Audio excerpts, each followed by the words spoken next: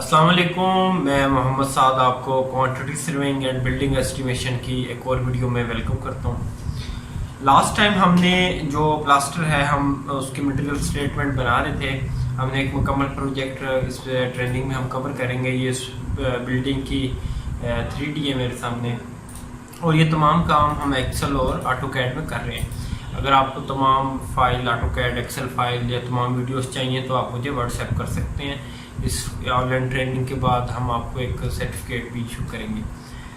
अच्छा, इसकी मैं थोड़ी फीस चार्ज करूँगा। अच्छा, फ्लोर एंड वॉल फिनिशिंग, हमने लास्ट टाइम जो प्लास्टर सीमेंट प्लास्टर था हमने उसकी सीमेंट सैंड वगैरह निकाल ली थी और वो मैंने आपको बताया था कि हम वो किस तरह निकालते हैं। तो अगर आप वीडियो सीरीज़ कंप्लीट देखेंगे तो आपको चीज़ें ज़्यादा बेहतर समझ आएंगी इंशाल्लाह। अच्छा, अब जो भी काम मैंने इस BOQ यानी मटेरियल जो मेरी मेजरमेंट शीट थी उसमें मैंने किया था, अब मैं उसका क्योंकि मटेरियल फाइंड आउट कर रहा हूँ तो मेरा पास जो अगला स्टेप है वो स्टोन सोलिंग है। ठीक है, जितना भी सिविल वर्क में जो ये जो ऊपर जिस तरह मैंने आपको इंट्रोडक्शन करवाया था, तो इस सिविल वर्क में जो भी मटेरियल हमने इस्तेमाल होता है हम उसकी क्वान्टिटीज यहाँ पे निकाल रहे हैं। अच्छा, स्टोन सोलिंग की क्वांटिटी हमारे पास 1031 थी। ठीक है, यहाँ पे जो मैंने निकाली थी यहाँ पे मैं आपको दिखा भी देता हूँ, ये वाली 1031 1031। ठीक है, ये स्टोन सोलिंग जो होता है जो फर्श के नीचे जिसको हम स्टोन ब्लास्ट कहते हैं या इंटो की रोड़ी कहते हैं, ये भी स्टोन सोलिंग भी उसी में से एक है। और इसकी जो क्वांटिटी हमने निकाल ली वहाँ से मेजरमेंट शीट से। अब सैंड जो इसके लिए चाहिए वो हमें तकरीबन इसका 25% जो टोटल वॉल्यूम होता है वो सैंड उसका चाहिए होती है। ठीक है, यहाँ मैंने फार्मूला इसका लगाया हुआ है। और जो स्टोन ब्लास्ट है उसकी क्वांटिटी हम सेम उतनी ही लेते हैं जितनी हमने उसका वॉल्यूम जो क्यूबिक फुट में निकाला होता है। जिस तरह ये 1031 है, ये इसका वॉल्यूम है, यहाँ पे जिस तरह मैंने इसका वॉल्यूम लिया हुआ है। अच्छा, अगला जो है कंक्रीट 148 अंडर फ्लोर। ठीक है, ये 1031 है, ये BOQ में जो मैंने निकाली हुई है इस BOQ में यहाँ पे। ठीक है, तो 12 जो भी चीज़ें जो भी शीट्स हैं वो मैंने लिंक की हुई हैं BOQ के साथ। इसमें सीमेंट और सैंड और क्रैश निकालने का सेम वही तरीका है जो हमने ऊपर जब PCC जो फाउंडेशन की निकाली थी वो भी 148 थी, ये भी 148 है, सेम उसी तरीके से। कंक्रीट जो भी है वो हमने उसी तरीके से निकाल दी है। अब ये जो अगली कंक्रीट है ये प्लेंथ प्रोटेक्शन के लिए, जो मैंने आपको बताया था कि बिल्डिंग के जो ये साइडें होती हैं चारों साइडें, इस पे हम प्लेंथ प्रोटेक्शन करते हैं। तो क्वांटिटी मैंने इसकी ले ली, ये BOQ में 487। ये देखें मैंने BOQ की जो शीट है वही लिंक की हुई है, यहाँ से सेल जो है वो लिंक किया हुआ है। तो 847.50 क्यूबिक फुट इसकी क्वांटिटी है। इसका भी सेम वही प्रोसीजर है 136 की कंक्रीट निकालने का, जिस तरह 148 की है, सिर्फ रेशो जो है वो चेंज हो रही थी, वो मैं ऊपर आपको बता चुका हूँ।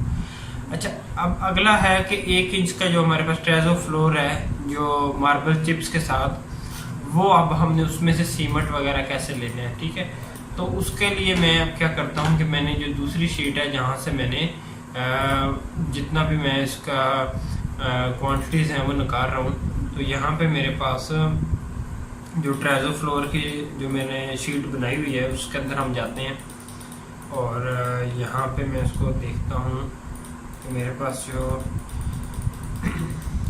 ट्रेजो फ्लोरिंग अभी प्लेंथ प्रोटेक्शन है, ये PCC है, उससे आगे मेरे पास ये है ट्रेजो फ्लोरिंग। ठीक है, अब यहाँ पे मैंने स्क्वायर फुट में उस फ्लोर का एरिया डालना है जिस पे हमने चिप्स कर रहे हैं। ठीक है, तो वो मैंने यहाँ पे ये मैंने BOQ में भी लिया हुआ है। ठीक है, BOQ में अगर आप जाएं H571, यहाँ पे मैं लिखता हूँ H571। तो यहाँ पे जो मैंने कंक्रीट की फाइंड आउट की थी तमाम जितने फ्लोर्स हैं उसके लिए, तो वो यहाँ पे मैंने इसको 571 पे मेरे पास आ गई 6732। ठीक है, अब इसकी 6732 को मैं सिर्फ यहाँ पे मैंने पुट करना है 6732, तो ये ऑटोमेटिकली मेरे पास इसका जो थिकनेस है वो मेरे पास 1 इंच थी जो बेस की, और जो मेरे पास रेशो थी वो 1:4 थी। तो यहाँ पे मेरे पास ऑटोमेटिकली इसकी जो इसमें सीमेंट, सैंड, क्रैश और मार्बल चिप्स जो इस्तेमाल होना है। तो सीमेंट का तो सेम वही प्रोसेस है कि आपने 1 को डिवाइड किया सम ऑफ रेशो से, और फिर उसके बाद उसको वेट वॉल्यूम से और ड्राई वॉल्यूम से, और उसके बाद उसको 1.27 से डिवाइड करके मैंने नंबर ऑफ बैग्स ले लिए। सैंड का भी सेम उसी तरह करना है। अब मार्बल जो चिप्स है, वो मार्बल चिप्स जो होती है उसमें अब आप ये देखें कि मैंने इसको जो टोटल मेरे पास स्क्वायर फुट वॉल्यूम था उसको मैंने डिवाइड किया 100 पे, यानी उसका मैंने 13% मैंने उसको लिया मार्बल चिप्स को 0 नंबर।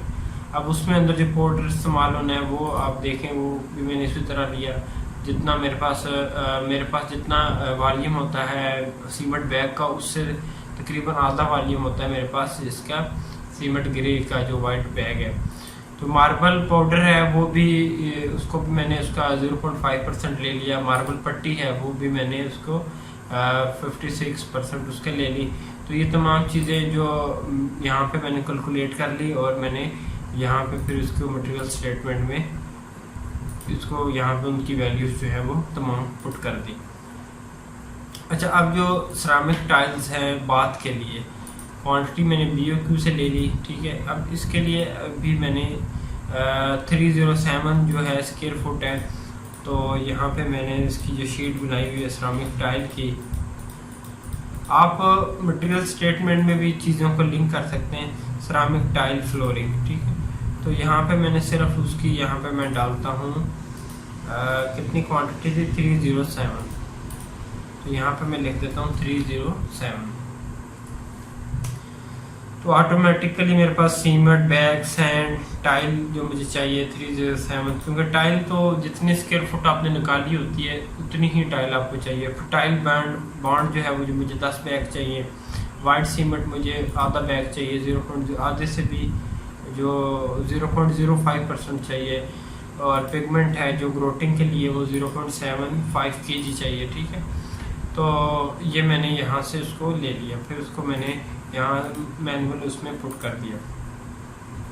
अच्छा, अब ये जो प्री पॉलिश्ड मार्बल है स्लैब सनी ग्रे का, ये मेरे पास इसकी क्वांटिटी मैंने BOQ से ले ली। अब इसमें जो सैंड और जो मार्बल है, मार्बल सेम वही रहेगा, यानी 375 अगर क्वांटिटी है तो जो मार्बल हमें रिक्वायर्ड होगा वो भी 375 ही होगा।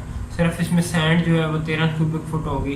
तो मैं यहाँ पे इसके भी देख लेता हूँ, मार्बल के लिए मैंने इसका भी यहाँ पे शीट बनाई हुई है।